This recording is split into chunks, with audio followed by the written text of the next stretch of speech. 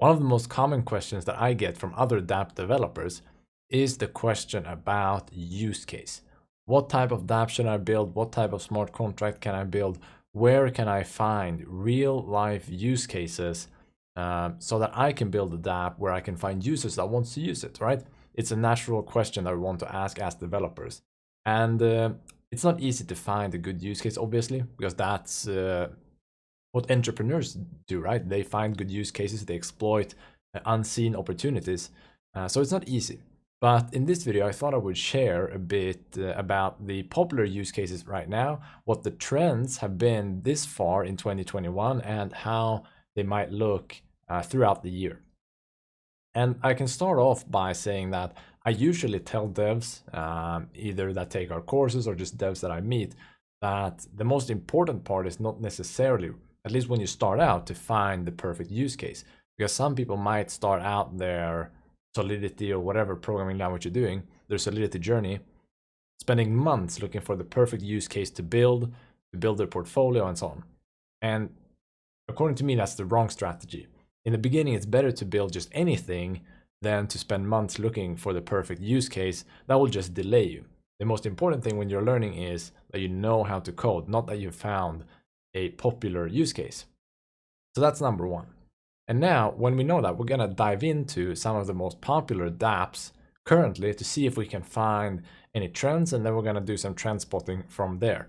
So the easiest way to look when you want inspiration just to see what's popular is to go to the different sites that rank dApps based on their users, based on what they have been, based on their volume, you know, how much transactions they've had into their smart contracts. And one site like that is Dap Radar. So dapradar.com, here you can find top blockchain dApps. You can filter for different protocols, for different blockchains. And then we can see the different categories here. So we have, currently we're on all categories, but we can see games, DeFi, gambling, exchanges, collectibles, marketplaces, and so on. And when dApps first became a thing after Ethereum launched and we got some good developer tools, we saw a lot of gambling because it's inherently easy to do gambling. It's just about money. So you plug money into a smart contract, you can bet on some event, and then you just get either double your money back maybe, or you lose everything.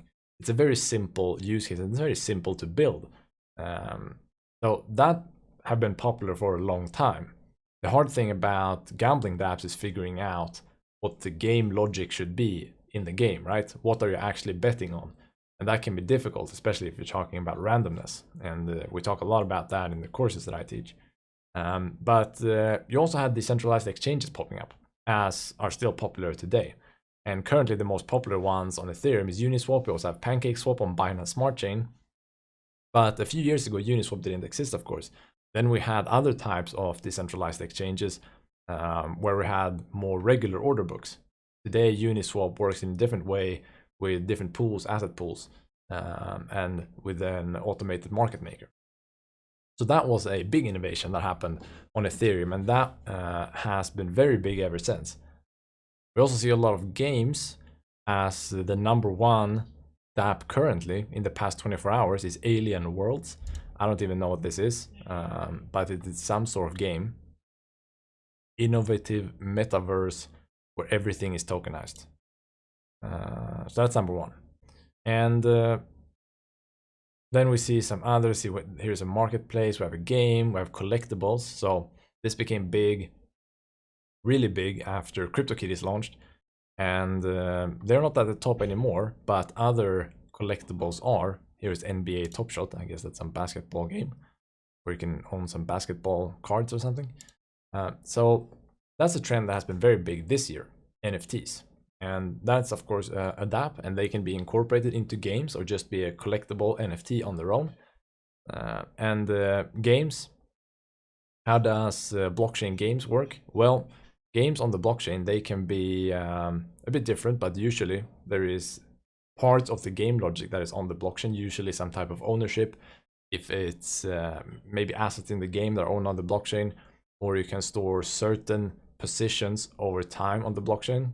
You can't really do real-time games on the blockchain because you don't want to do a transaction for every little thing. You just want to save the things that are important on the blockchain, and then the rest of the game can work as normal.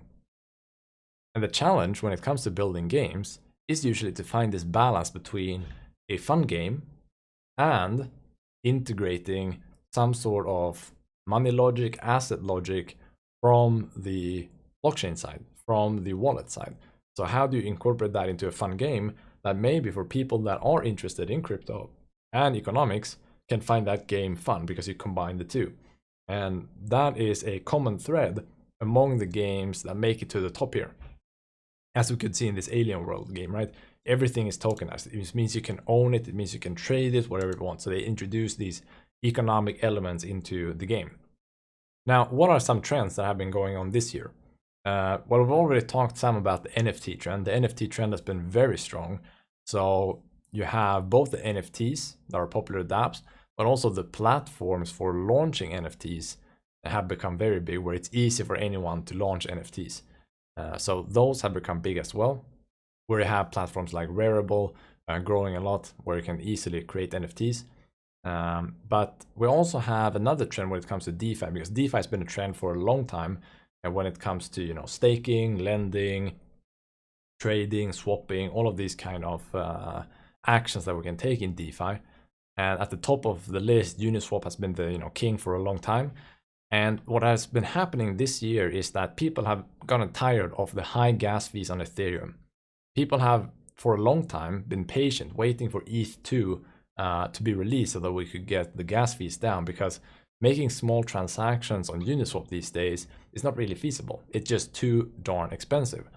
And now people have lost the patience a little bit, waiting for the gas fees to come down. They're still very high. So now DeFi has been launching DeFi apps have been launching on other blockchains that have lower fees. For example, you can see that PancakeSwap has overtaken Uniswap, which is basically a Uniswap clone, but on Binance Smart Chain. Now they have 85,000 users according to Dap Radar, which is quite impressive. Uniswap coming in after it at 67,000 users.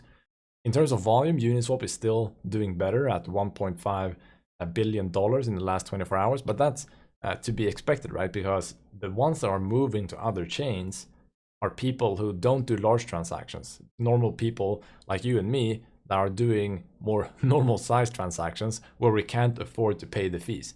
So it makes sense that those people are moving to PancakeSwap, while the big whales are staying on Uniswap, because there the fees are still acceptable if you do, tens of thousands of dollars worth of swapping. Some other trends that have been going on this year and that we might see continue is moving DeFi to second layer and cross-chain. And here we see, for example, platforms like Polygon, which was previously Matic. So they have a lot of both games and DeFi applications running on this second layer sidechain type blockchain.